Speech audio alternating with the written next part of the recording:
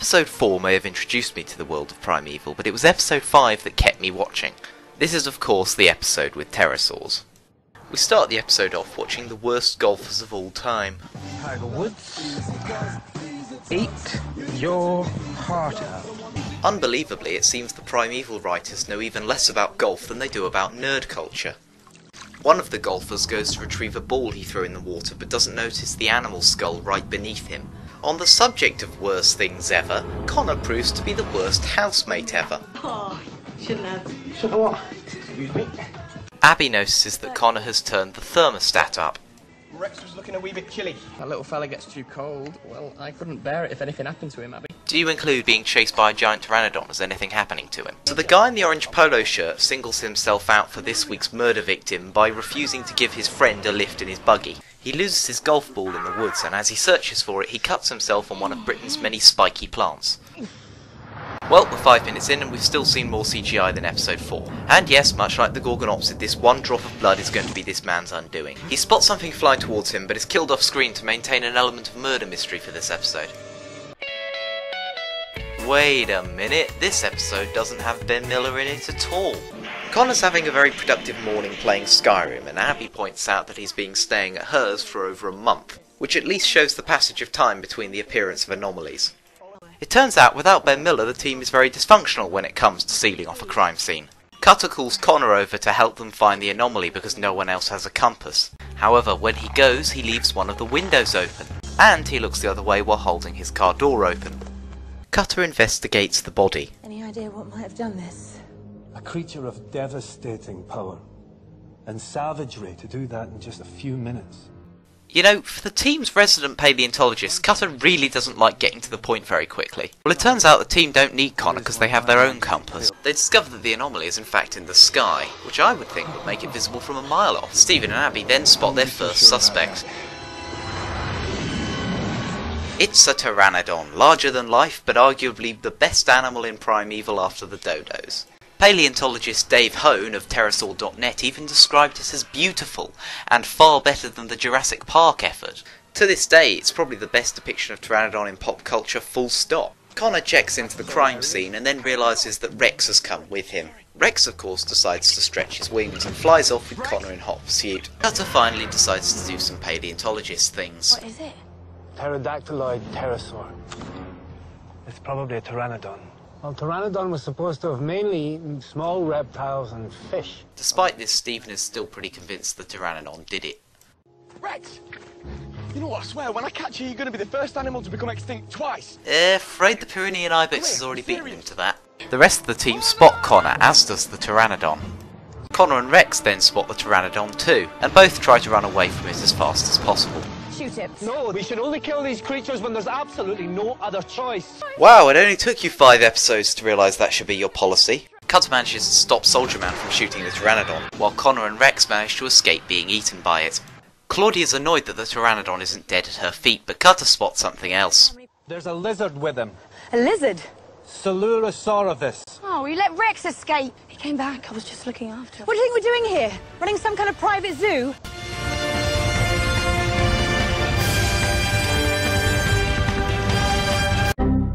I'm sorry, guys. Can I keep him? You'd better bloody find him first. And no one else was going to investigate the fact that she has an extinct animal as a pet? They track down the pteranodon using some probably impossible satellite system. Cutter and Stephen leave as soon as possible to get there before the soldiers. What's that? Tranquilizer gun. No way. Take out about 5 of those things up there. I'm not taking any more chances. I want it dead. Just trust me, please. Yeah, why do you have a paleontologist on your team if you're not even going to listen to him?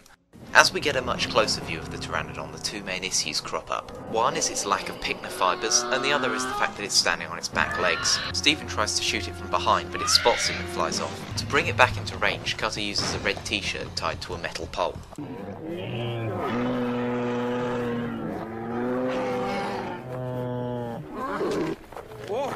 After a few failed attempts, they finally managed to knock it out conveniently onto the roof, not plummeting to the ground below. I also doubt a tranquilizer dart would work that quickly. It then knocks Claudia out. Meanwhile, Abby and Connor are looking for Rex. Rex! He knows the sound of my voice. I'm thinking he might come running.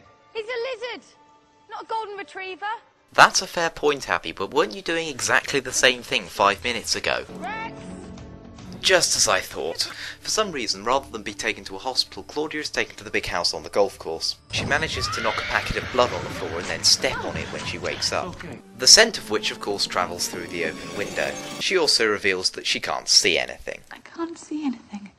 Basically, she's an accident waiting to happen. On the subject of accidents waiting to happen, Connor and Abby find Rex. However, Rex cowers behind a log as he notices something dangerous in the trees behind them. A pack of Anuragnathus. How a Permian reptile knows to fear a small Jurassic pterosaur, I do not know. And then again, what's a Jurassic pterosaur doing going through an anomaly that a Cretaceous pterosaur just came through? And why is Anuragnathus a threat anyway? This is a pterosaur described by Mark Whitten to be a stuffed toy in waiting. The largest thing Anuragnathus would tackle would be a portly lacewing. This thick-fingered, long-headed, scaly biped doesn't look anything like a real Anuragnathus, so the little space dactyls fly off after the scent of blood. Meanwhile, the soldiers are watching the captured pteranodon by the anomaly. Stephen decides that it's time for his Ellie Sattler moment. You have no idea how revealing Duncan can be. You can learn a lot from it. But he goes one further than she did.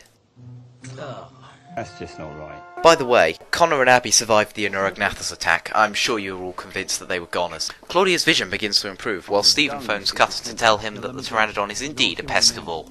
Then, in one of the most cliched plot twists of all time... Stephen, listen, I'm going to have to call you back. My phone's out of juice. Because of course it is. The Pteranodon didn't kill the golfer, then what did? As if on cue, the Anuragnathus attacked the medic by the ambulance. And in another cliched plot twist... Look, give me your phone. In my bag. In the car.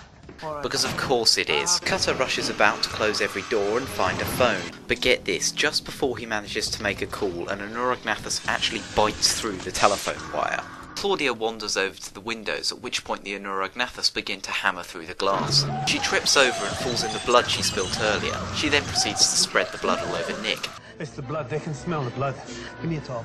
Yeah, I'm afraid you've both got a bit more blood on you than just your outer layers, and that's not even getting into the many bloody scratches you could get from the falling broken glass. Cutter explains that he's going to find the phone in the ambulance. Ah yes, I thought it was about time they started yet another romance subplot. Ew, gross. I thought I sent you back to 2007! Well, Cutter makes it to the ambulance and calls Captain Soldierman, who tells him to sit tight. Not content to just wait for help or, I don't know, drive off in the ambulance, Cutter decides to make an improvised flamethrower, the second one this series.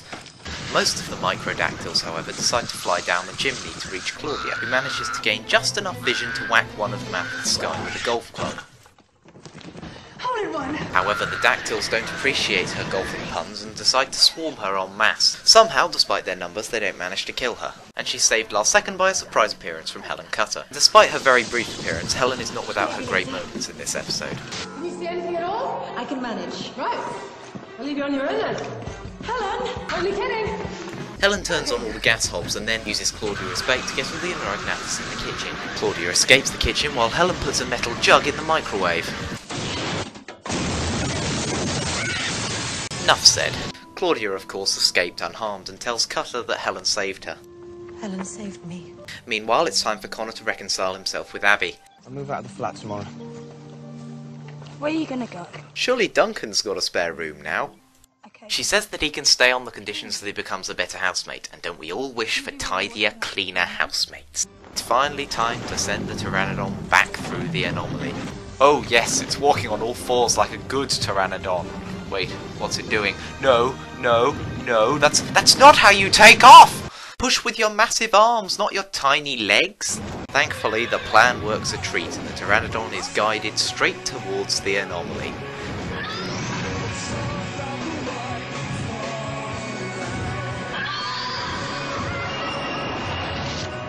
Just time for one more Nigel Marvin reference?